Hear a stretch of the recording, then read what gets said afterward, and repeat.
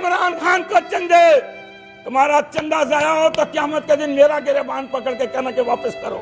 وعلیکم السلام جی۔ وزیر اعظم عمران خان نے قادیانیوں کو غیر مسلم قرار دے کر اقلیتوں میں اندراج کرنے کا حکم دے دیا، اس حوالے سے کیا کہتے ہیں آپ؟ اعوذ باللہ من الشیطان الرجیم، بسم اللہ الرحمن الرحیم۔ جی آج بڑا خوشی کا دن ہے جی۔ آپ یقین کریں کہ ہم نے عمران خان کا ساتھ دیا تھا، ہم اس کے ساتھ چلے تھے، تو جھوٹے لوگوں نے، لعنت ہے اللہ اور اس کے رسول کی جھوٹوں پہ، دنیا میں جہاں جھوٹا ہے نا اللہ کی اس پہ لعنت ہے، تو وہ لعنتی ہمیں کہتے تھے یہ مرضی ہے، تو ہمارا بڑا دل دکھتا تھا، ہمیں بڑی تکلیف ہوتی تھی، ہمیں بڑا غم پہنچتا تھا۔ لیکن آج اللہ کا شکر ہے کہ اللہ پاک نے عمران خان سے وہ کام لیا ہے جو ہماری 73 سالہ تاریخ میں دوبارہ یہ زندہ ہوا ہے۔ دیکھیں مرزئی بغیر کسی دلیل کے، بغیر کسی ثبوت کے کافر ہیں، اور یہ جو اسمبلی میں بل پاس ہوا تھا پاکستان کے آئین میں، یہ اس زمانے کے علماء کی قربانی ہے۔ اس میں مولانا مفتی محمود صاحب بھی تھے، اس میں بڑے بڑے جید علماء تھے جنہوں نے اسمبلی کو وہ نقش ڈال دی تھی کہ انہیں کافر قرار دو۔ پھر وہ بل پاس ہوا، وہ مفتی اور مولانا ہی تھے جنہوں نے بل پاس کروایا اور پھر انہیں کافر قرار دیا، اور ان کے لیے کوئی دلیل نہیں ہے، کوئی ثبوت نہیں مانگتے، ہم بغیر دلیل کے کہتے ہیں کہ یہ کافر ہیں۔ لیکن آج عمران خان نے وہ کام کیا ہے جو آنے والی نسلیں بھی نہیں کر سکتی، جو سابقہ لوگ بھی نہیں کر سکے۔ کہتے تھے عمران خان مرزئی ہے، عمران خان مرزئیوں کا ساتھ دے رہا ہے، عمران خان یہودی ہے۔ اوے یہ سچا عاشق کے رسول ہے، اس کی قدر کر لو۔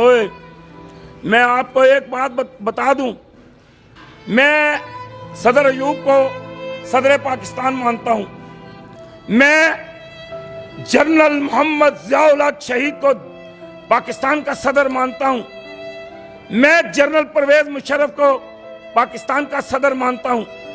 اچھے لوگوں نے حکومت کی، اچھے لوگ رہ کے گئے ہیں، قائد اعظم رحمۃ اللہ علیہ نے یہ پاکستان بنایا، لیاقت علی خان نے پاکستان کے لیے قربانیاں دی۔ لیکن یہ یاد رکھیں کہ عمران خان کا نام سونے کی قلم سے مورخین لکھیں گے کہ عمران خان پاکستان کا وزیر اعظم، یہ 2018 میں وزیر اعظم بنا، اور جناب اس نے بھیک مانگی۔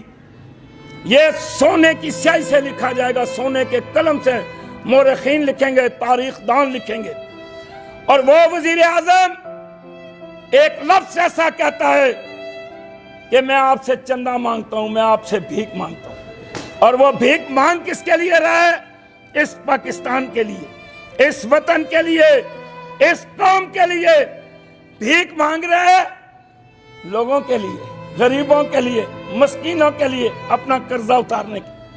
آپ کی ایک ویڈیو وائرل ہوئی ہے جس میں آپ نے عمران خان کو سب سے پہلے آپ کی میڈیا نے دکھایا کہ وہ یوں رو رہا ہے، اور لوگ پوچھتے ہیں کیوں رو رہا ہے، تو اس نے کہا میں نے، میری قوم نے قرضہ دینا ہے۔ اور قرضہ کس نے لیا؟ نواز شریف نے۔ قرضہ کس نے لیا؟ زرداری نے۔ قرضہ کس نے لیا؟ سابقہ حکومتوں نے۔ اور تو کیوں رو رہا ہے؟ انہوں نے کہا میری قوم قرضے میں جکڑی ہوئی ہے، اور وہ قرضہ اللہ کا شکر ہے منجمد ہو گیا، اور اس کی فائلیں بند ہو گئی ہیں۔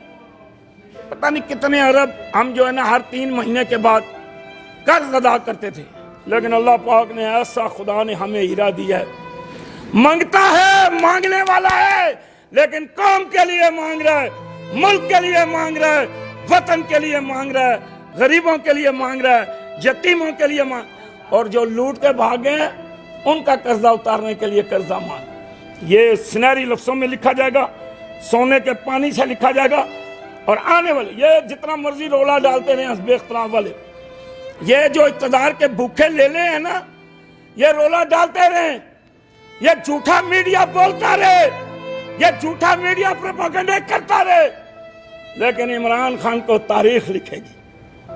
دیکھیں اس نے چندہ مانگا تھا ایک دفعہ، وہ ورلڈ کپ جیت گیا تو چندہ مانگنا شروع کر دیا، لوگ بڑے حیران ہوئے، بڑے پریشان ہوئے، یار یہ چندہ مانگ رہا ہے، یہ کرکٹ کا کھلاڑی ہو گیا۔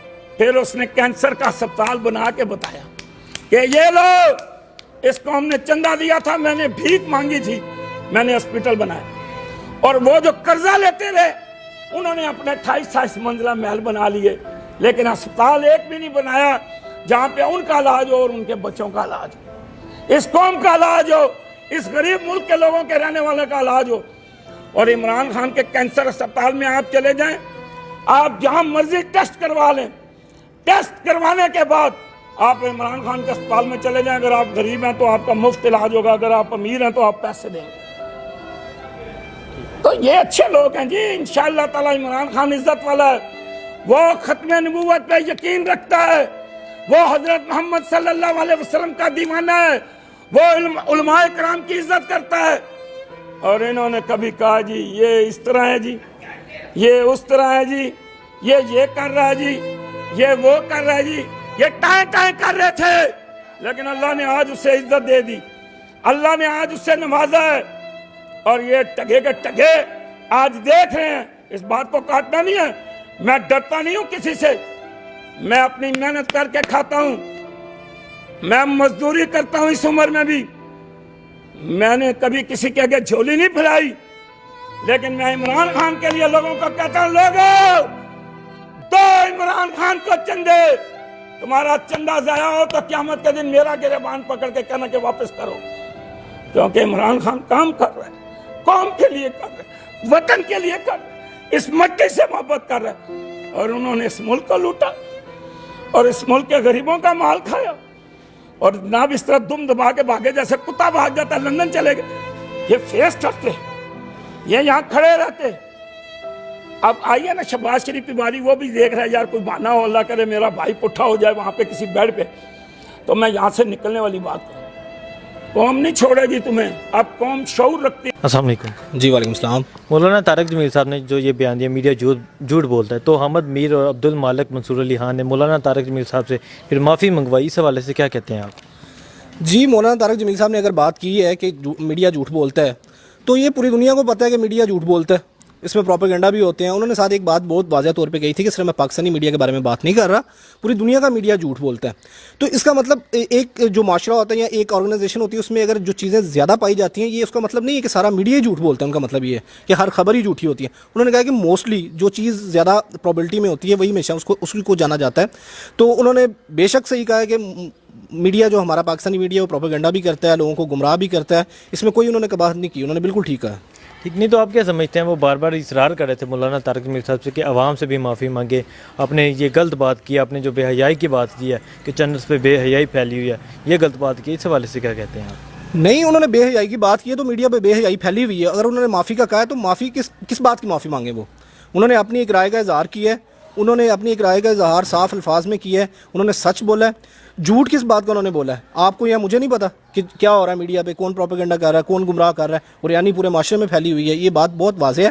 اگر حامد میر نے ایسا کہا ہے تو حامد میر کو بھی چاہیے کہ اس نے جتنے جھوٹ بولے ہیں آج تک, جتنا لوگوں کو گمراہ کیا ہے, پروپیگنڈا کیا ہے, جن سیاستدان لوگ جو ہیں ان کے بارے میں کہا ہے, ان سے بھی معافی مانگے, یا کسی مذہبی طبقے کے بارے میں کہا, یا کسی بھی چیز کے بارے میں گمراہ جو پروپیگنڈا کیا اس نے, تو وہ اسے بھی چاہیے کہ آئے دل بڑا کرے اور آ کے معافی مانگے. مولانا طارق صاحب نے اگر معافی مانگی ہے تو یہ ان کا بہت بڑا دل ہے کہ انہوں نے معافی مانگی, حالانکہ انہوں نے وہی بیان کیا جو وہ دیکھتے ہیں معاشرے میں, تو اس میں کوئی بات نہیں ہے. اب اس کو چاہیے حامد میر کو بھی وہی میڈیا پہ آئے, لوگوں سے معافی مانگے, جس کے خلاف اس نے بات کی ہوئی ہے اسے چاہیے کہ آئے معافی مانگے. وہ بھی نہیں, تو کیا یہ حقیقت نہیں ہے جو انہوں نے کہا کہ معاشرے میں بے حیائی پھیلی ہوئی ہے, میڈیا جھوٹ بولتا ہے, میڈیا میں بے حیائی پھیلی ہوئی ہے؟ تو اس نے صاف الفاظ میں کہا ہے بالکل میڈیا میں اس طرح ہے. آپ بھی جانتے ہیں, ہم بھی جانتے ہیں, سارا معاشرہ جانتا ہے کہ یہ اریانی بڑی عام ہو چکی ہے. آپ کمرشلز دیکھ لیں, آپ ایڈز دیکھ لیں, آپ فلمیں دیکھ لیں, آپ جو ہے ڈرامے دیکھیں, اس میں وہ چیزیں جو ایک بندہ اپنی فیملی کے ساتھ بھی بیٹھ کے نہیں دیکھ سکتا, وہ ساری چیزیں عام ہیں.